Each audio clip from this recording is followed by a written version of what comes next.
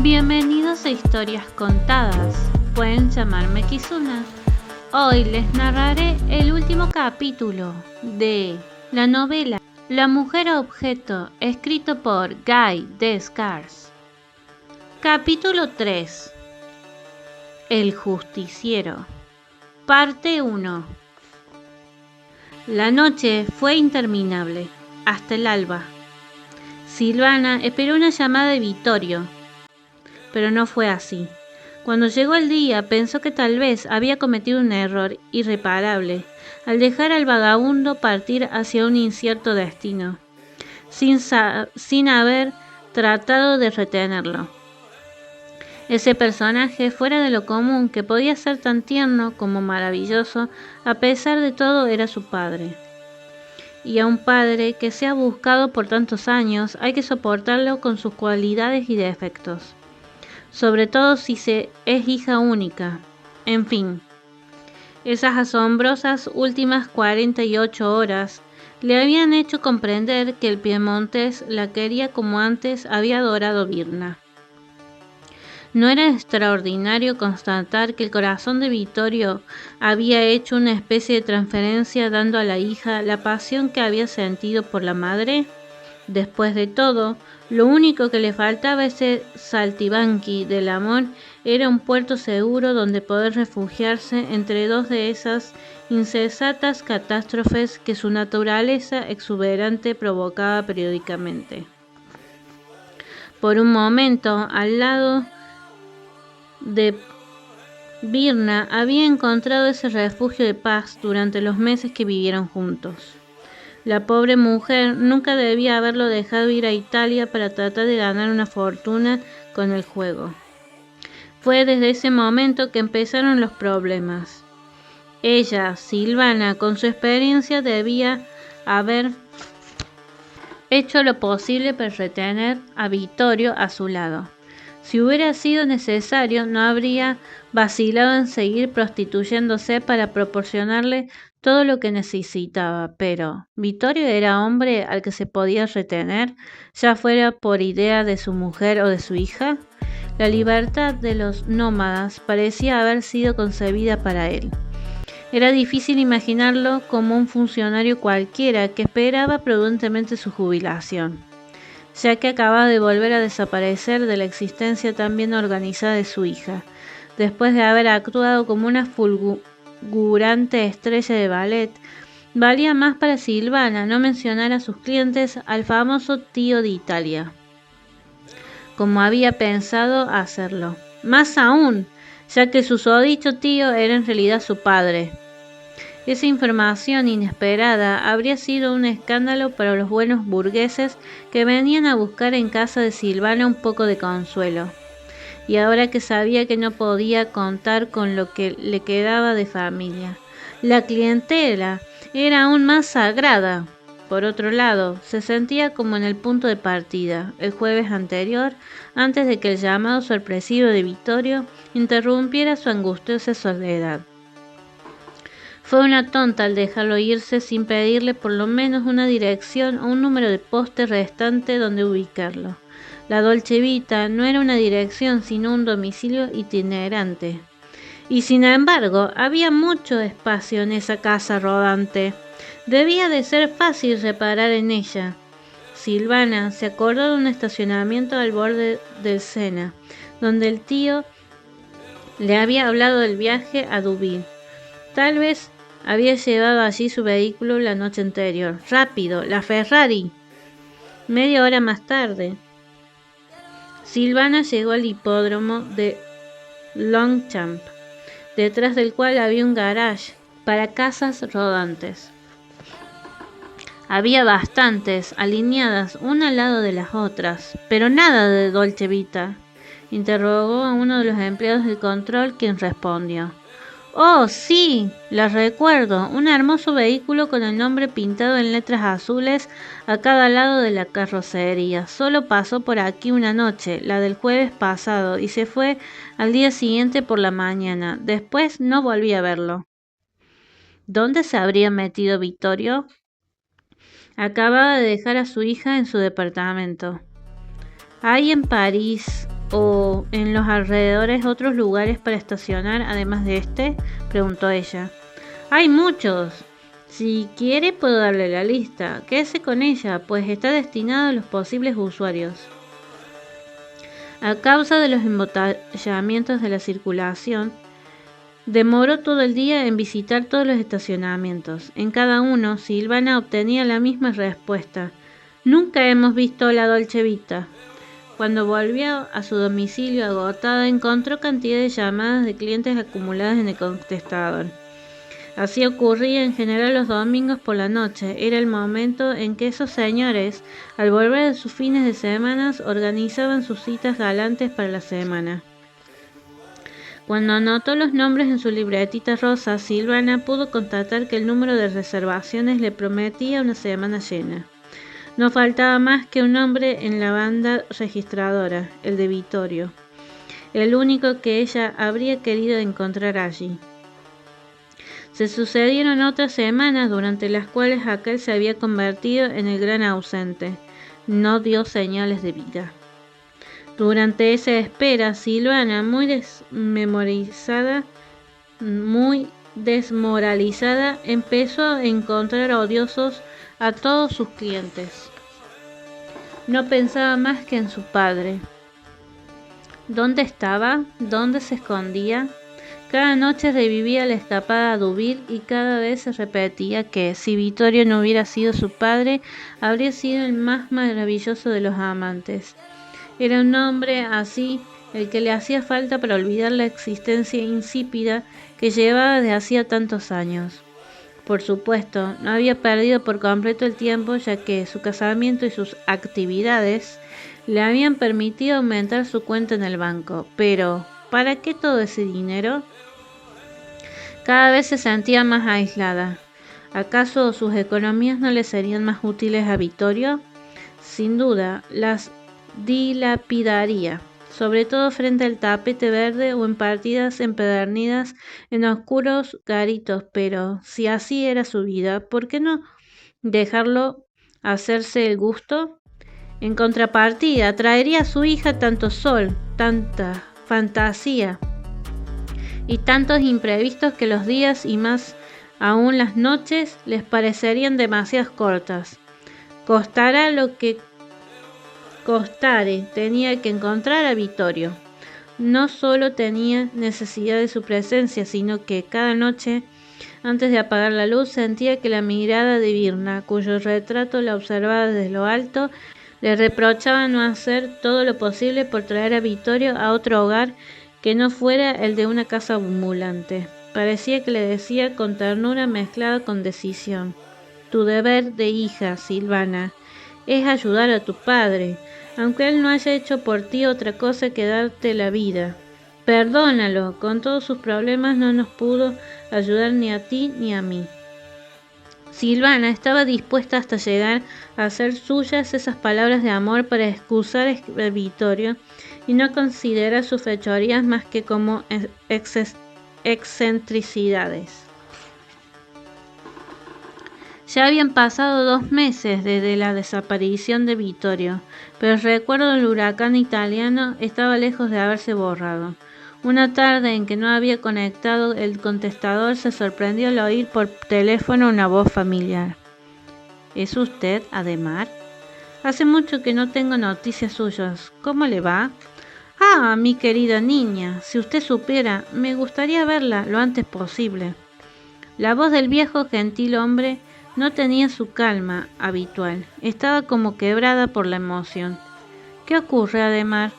Ocurre que mi querida Cecil no está más. ¿Se puede imaginar mi dolor? Cecil ha muerto. Ha muerto y la enterramos ayer. No quise molestarte para la ceremonia, que fue muy triste. Fui el único en acompañar su féretro hasta el cementerio. Hizo bien en no avisarme antes, pues no lo habría acompañado. Comprendo su pena, pero la desaparición de esa mujer me es indiferente. No digo que me causa placer, pero su Cecil me hizo demasiado mal. Dios tenga piedad de su alma, si es que tenía una. ¿No teme ser demasiado severa con ella, mi pequeña? Primero, no soy más su pequeña. Creo que les pagué a todos bastante caro para poder librarme de esa pseudo parentela. Lo que no quiere decir que no haya conservado por usted, mi querido Visconde, sino estima, por lo menos una cierta simpatía. Lo sé, nunca rehusó tomar el té conmigo, pero justamente, ¿no cree que sería bueno que nos viéramos en razón de las circunstancias? Me haría bien contarle en qué condiciones murió Cecil. ¿Por qué es tan urgente? ¿De qué murió exactamente? Fue asesinada. ¿Qué? Por desgracia sí, Silvana. No podríamos encontrarnos dentro de una hora en el salón de té de la Plaza de la Muette. Es cerca de su domicilio. Le contaré todo. Después de una corta vacilación, ella terminó por contestar. Está bien. Nos encontraremos en una hora. Al colgar, se dijo que permitiría al viejo aristócrata contar el suceso, ya que para él era una gran desgracia y esa confidencia sería una manera de consolarse. Cuando llegó al salón de té, además de Gignac, la esperaba vestido de negro. Su aspecto indicaba que era presa de una real aflicción. Su voz tomó una solemnidad que Silvana no le conocía. Ocurrió hace exactamente 10 días, después del almuerzo, mientras yo jugaba mi partida de billar semanal en la academia de la calle Clichy, a donde usted me acompañó a menudo cuando era muy pequeña. En efecto. Por lo tanto, no estaba en el apartamento de Cecil, pero ella estaba acompañada por una mucamita que usted no conoce, dado el tiempo en que no ha vuelto a la place del general Catrox. Fue ella quien anunció a su patrona que un señor deseaba hablarle. Un señor no muy joven, hizo notar, pero de buen aspecto. Apenas Cecil vio al visitante, gritó: «¿Usted? ¿Qué hace aquí?». Eso prueba que lo conocía. Después pasaron al salón mientras la mucama se dirigía a la cocina. Pasó una hora más o menos. Al no oír voces, pensó que el visitante se había retirado y que Cecil había vuelto a su cuarto. Entreabrió la puerta del salón y descubrió el horror. La pobre Cecil, echada en un sillón, con los brazos cruzados como una mártir y los ojos grandes y abiertos pero fijos. Una mancha de sangre en el pecho. Evidentemente el visitante se había ido.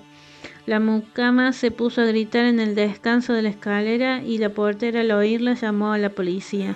Me enteré de todo esto cuando volvía tranquilamente alrededor de las 19, sin sospechar nada en absoluto.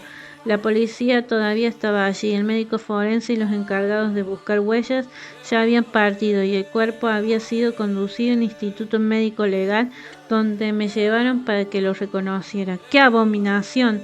Nunca había sufrido ese suplicio ni puesto los pies en una morgue.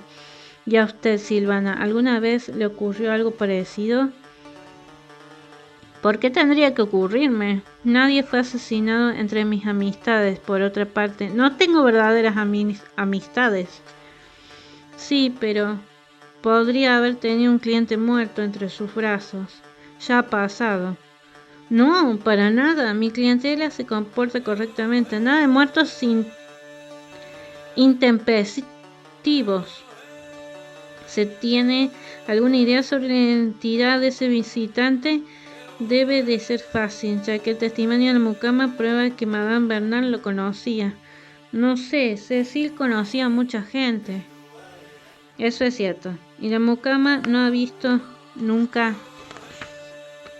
a ese señor. Tal vez lo recordará. No, ella hacía solo 15 días que trabajaba allí. De acuerdo con sus datos, se trataba de un hombre bastante alto, elegante, con mucho cabello grisáceo, casi un caballero. ¿Qué caballero? ¿Qué arma utilizó? ¿Un puñal? No, un revólver. Los policías me explicaron que la bala homicida le había penetrado en el corazón. Pobre Cecil, esas son las consecuencias de tener demasiado corazón.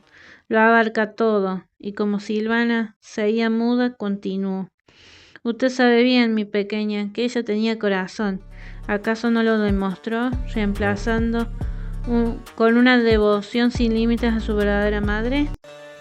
Eh, Permíteme que le diga que tengo mis reservas sobre su devoción, pero en fin, misericordia para ella, ya que Cecil no existe más. Que descanse en paz. Y usted, querido Ademar, ¿qué va a hacer? Ah, Dios mío, qué drama, pero al fin de cuentas las cosas no se presentan tan mal para mí. ¿Qué quiere decir? Heredo. ¿Es posible? Cecil lo nombró su heredero. Me dejó todo, su apartamento inclusive, que no voy a usar. Estoy demasiado acostumbrado a mi vieja mansión. Si te está gustando la historia, no te olvides de suscribirte, activar la campanita, dejar un like y un comentario. Gracias por prestar atención. Continuamos con el audiolibro.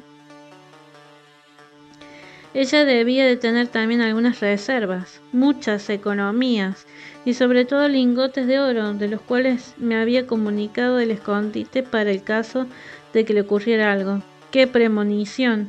Era una mujer excepcional que preveía los acontecimientos. Seguramente no previó la muerte que le tocó. Es terrible en lo que me concierne. Pienso estar a cubierto de las necesidades hasta el fin de mis días. Muy bien. Cecil no podía elegir mejor. Me alegro mucho por usted. ¿Qué va a hacer con tanto dinero?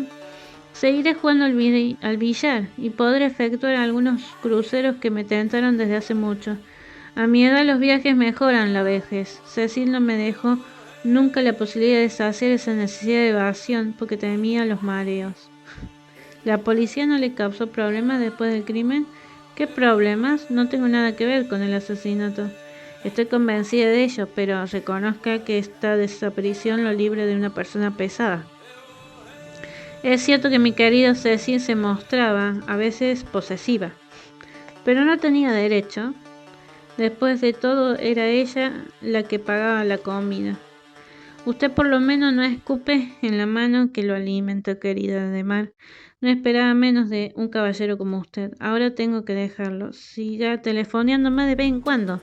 Siempre me causará placer tomar una taza de té con usted.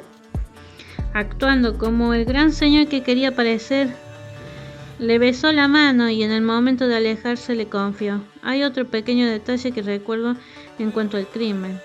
La mucama repitió muchas veces que el visitante tenía un ligero acento extranjero, tal vez italiano, pero no estaba segura. ¿Italiano? ¿Italiano? ¿Italiano?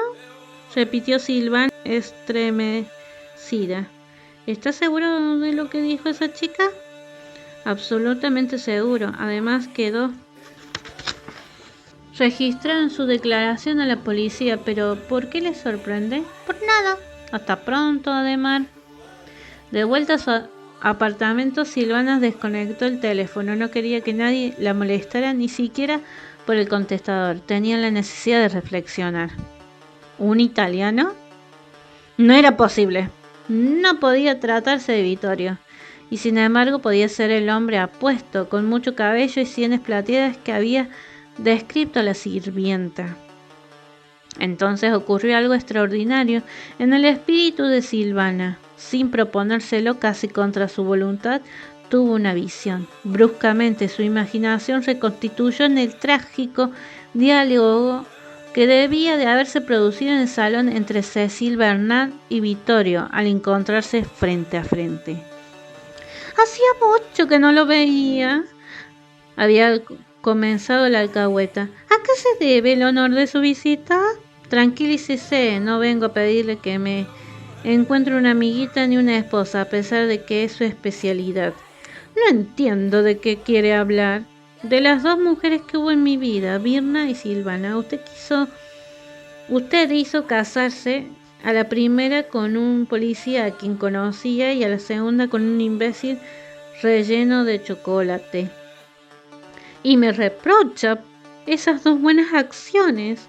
En cuanto a la primera, el asunto era urgente, ya que usted la había abandonado encinta. En cuanto a la segunda, me pareció el medio más seguro de casar a una chica sin dote y además perezosa.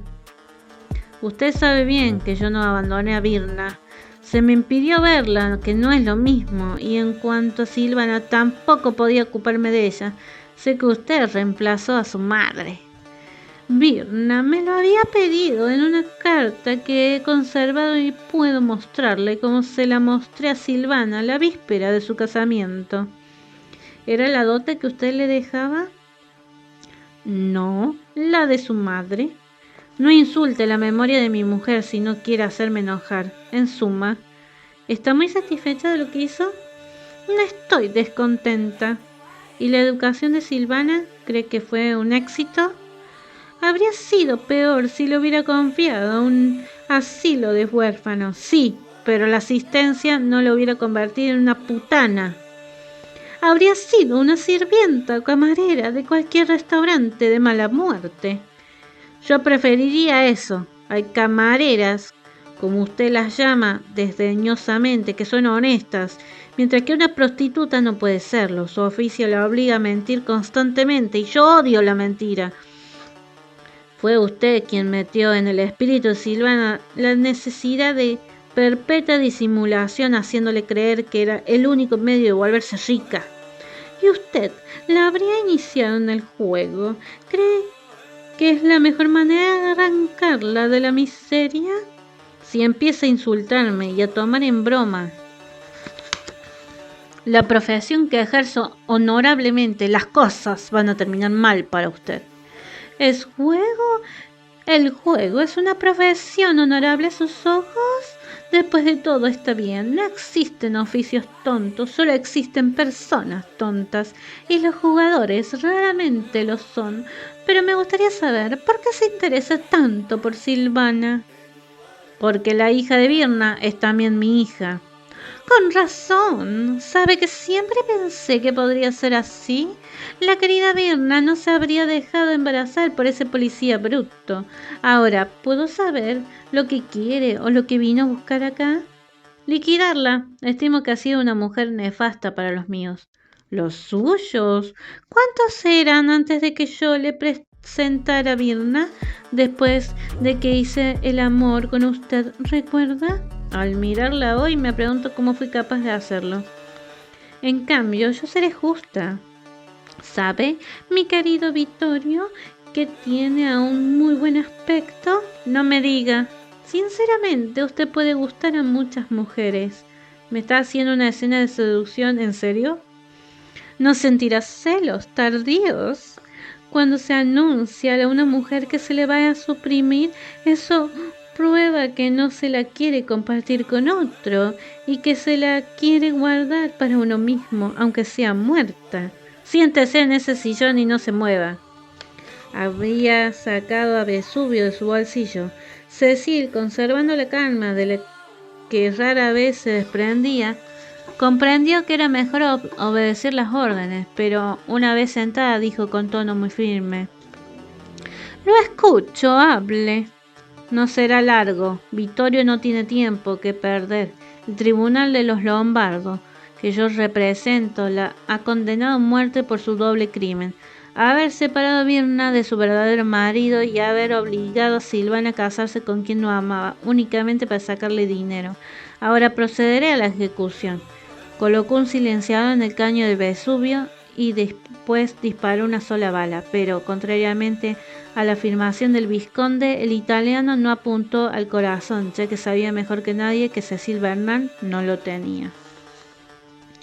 La visión de la mujer desplomada en el sillón mientras que su asesino desaparecía en la misma discreción que la que Vesubio había dado pruebas cuando escupió muerte, no turbó para nada el sueño de Silvana. Experimentó, al contrario, una extraña sensación de liberación. Sin poder explicárselo, la hija de Birna había tenido siempre la impresión de que una amenaza sorda pero tenaz se iría pesando sobre su existencia mientras la buena señora de la Place del general Catrox viviera.